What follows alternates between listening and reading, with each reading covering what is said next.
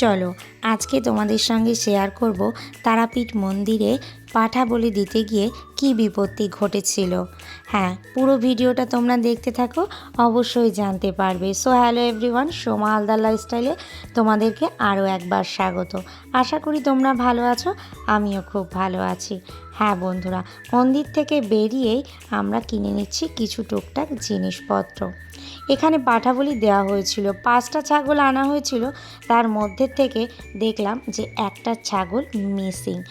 ওরে বাবা, তারপর যা চিন্তা, চারিদিকে সবাই খোঁজাখুঁজি শুরু করে দিয়েছিল, কিন্তু হঠাৎই জানা গেল যে ছাগলটিকে পাওয়া গেছে। কোথায় পাওয়া গেল? হ্যাঁ, সে গলা থেকে দড়িটা কেটে ছাদের পরে উঠে পড়েছিল। সে আর নামতেও পারে না, উঠতেও পারে না। তারপর সেখান থেকে তাকে ধরে আনা হয়। সকাল সকাল পুজো দিয়ে চলে এসেছি।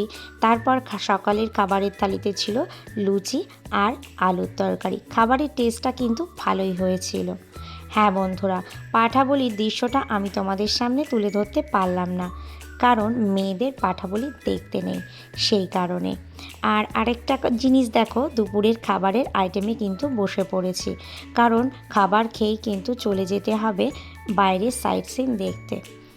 খাবারের থালিতে ছিল দুপুরে ভাত, ডাল, বেগুনি, আর ছিল সেই পাঠার প্রসাদ বলতে পারো, পাঠার মাংসের যে প্রসাদটা, সেই প্রসাদটা আমি ঠিক বলতে পারছি না। যাই হোক, তাড়াতাড়ি করে খাবার খেয়ে সবাই আলোচনা করে নিলাম ঘুরতে যাব। তো রেডি হয়ে বেরিয়ে পড়েছি ঘুরতে। আর ওদিকে বর বারবার ফোন করছে, টোটো এসে গেছে, তাড়াতাড়ি এসো তাড়াতাড়ি এসো। তো মেয়েদের তো একটু সাজতে দেরিই হয়, তো 20 মিনিট করে টোটোওয়ালা আমাদেরকে সময় দিচ্ছে যে 20 মিনিটের মধ্যে এক একটা মন্দির তোমরা ঘুরে আসবে।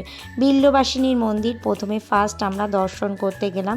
ঠাকুরটা যে এত সুন্দর, আর ঠাকুরের মন্দিরে ঢুকেই দেখো আমার বর ঢুকতেই পান্ডারা ভেতরে ঢুকিয়ে নিল, মন্দিরের চারপাশটা একটু ঘুরিয়ে দিল। এখানে মন্দিরের চারপাশ তুমি ঘুরবে, প্রসাদ নেবে, তিলক কাটবে, যা কিছুই করো না কেন পান্ডাদের কিন্তু পয়সা দিতে হয়। তো এটাই ওদের হয়তো একটা রীতি বা ব্যবসা, যাই বলো না কেন, যেখানেই ঘুরতে যাচ্ছি তো সেখানেই এটা দেখতে পাচ্ছি। তারপর ওইখান থেকে বেরিয়ে চলে এসেছিলাম মামা খেপার বাড়িতে। চারিপাশটা কিন্তু বেশ মনোরম পরিবেশ, দুর্দান্ত সুন্দর। যতটা পেরেছি আমি তোমাদেরকে দেখানোর চেষ্টা করেছি।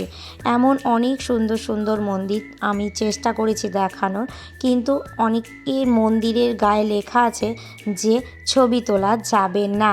তবু আমি চুরি করে যতটা পেরেছি ততটা কিন্তু তোমাদেরকে দেখানোর চেষ্টা করেছি।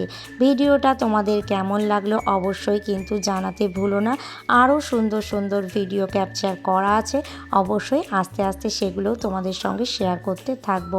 আর বকবক করতে করতে যাচ্ছি, ওই যে বললাম টোটোওয়ালা 20 মিনিট করে সময় দিচ্ছে এক একটা মন্দির ঘুরে দেখানোর জন্য, এবং মন্দির থেকে বেরিয়েই আমাদের কিন্তু আর একটা মন্দিরে যেতে হবে সেই কারণে।